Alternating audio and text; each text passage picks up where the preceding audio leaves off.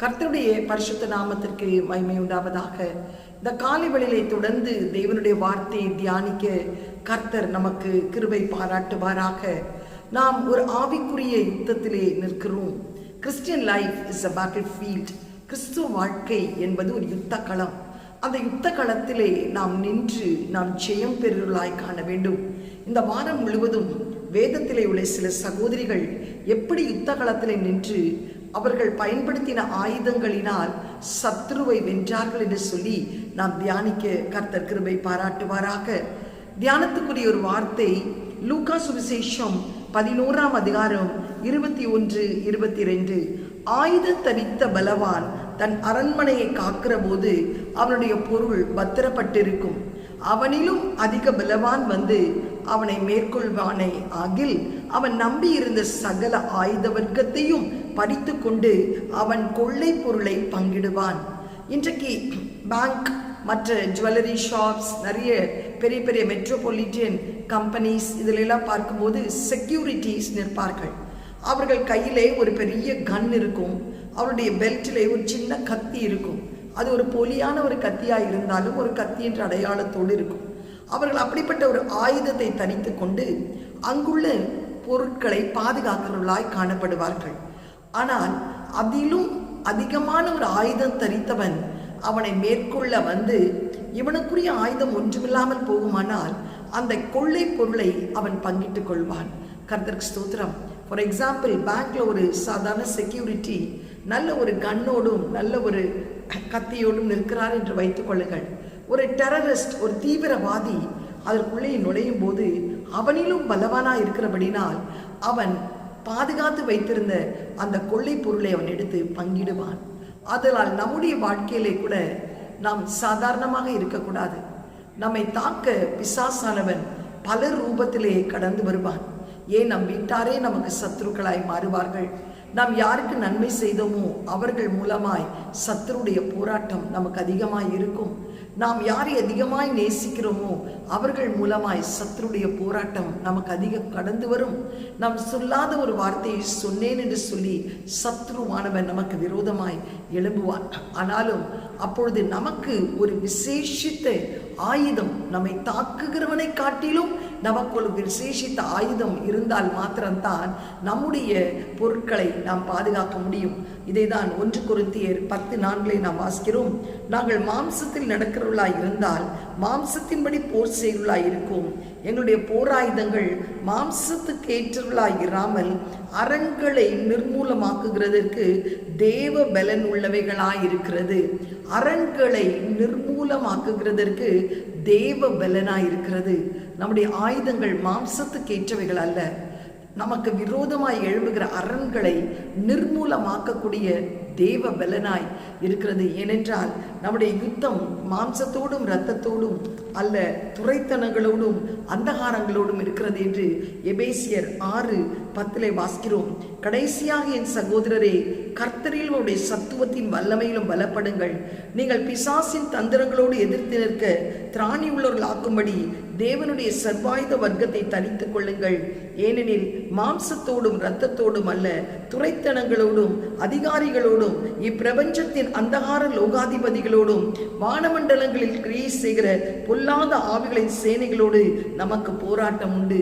ஆகையால் தீங்கு நாளில் நீங்கள் எதிர்க்கவும் சகலத்தையும் செய்து முடித்தவர்களாய் நிற்கவும் திராணி உள்ளவர்கள் ஆகும்படி தேவனுடைய சர்வாயுத வர்க்கத்தை தரித்துக் கொள்ளுங்கள். சத்தியம் என்னும் கச்சை, இதுதான் நாம் பயன்படுத்த வேண்டிய ஆயுதங்கள். சாத்தானை ஜெயிக்க இதான் அரண்களை நிர்மூலமாக்கக்கூடிய போர் ஆயுதங்கள். சத்தியம் என்னும் கச்சை உங்கள் அறையிலே கட்டினவர்களாயும் நீதி என்னும் மார்க்கவசத்தை தரித்தவர்களாயும் சமாதானத்தின் சுவிசேஷத்திற்குரிய ஆயத்தம் என்னும் பாதரட்சை கால்களில் தொடுத்தவர்களாயும் பொல்லாங்கன் ஏயும் அக்கினி யாஸ்திரங்களை அவித்து போடத்தக்கதாக எல்லாவற்றுக்கும் மேலாக விசுவாசம் என்னும் கேடகத்தை பிடித்து கொண்டவர்களாயும் நில்லுங்கள். ரட்சண்யம் என்னும் தலை சீராவையும் தேவ வசனமாகிய ஆவியின் பட்டயத்தையும் எடுத்துக்கொள்ளுங்கள். ஹல்லேலூயா! எவ்வளவு அழகாய் அப்போஸ்தலனாகிய பவுல் எபேசு சபைக்கு எழுதியிருக்கிறார். இதுதான் உங்களுடைய போராயுதங்கள்: சத்தியம் என்னும் கச்சை, கர்த்தருக்கு ஸ்தோத்திரம், மார்க்கவசம், சமாதானம் என்றும் பாதரட்சை, சுவிசேஷம் என்னும் பாதரட்சை.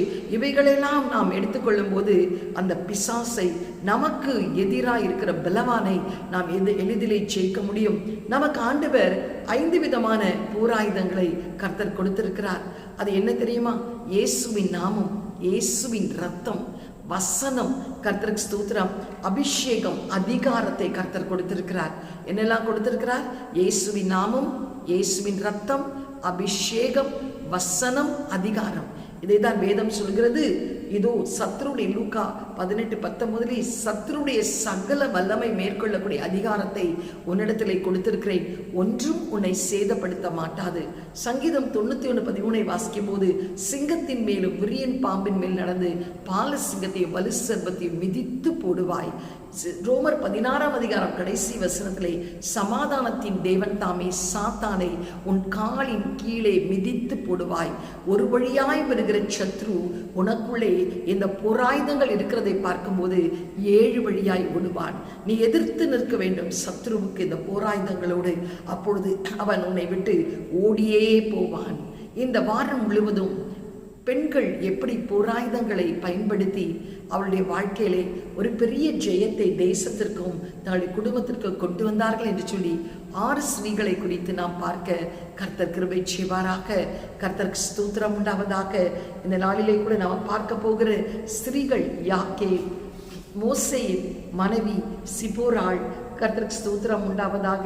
தெபேசு பட்டணத்தில் உள்ள ஒரு ஸ்திரீ, அது மாத்திரமல்ல மீகாள், கர்த்தருக்கு ஸ்தோத்திரம், ராகாப், தெளியாள் என்று சொல்லி நாம் பார்க்கும்போது ஆண்டவர் இந்த வார்த்தைகளை கொண்டு நம்மோடு கூட பேசுவாராக.